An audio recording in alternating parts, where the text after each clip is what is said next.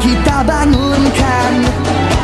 Bina kota, bina insan, dari budi jadi budaya. Bina asas kemampanan, kesejahteraan masa depan. Ayo seluruh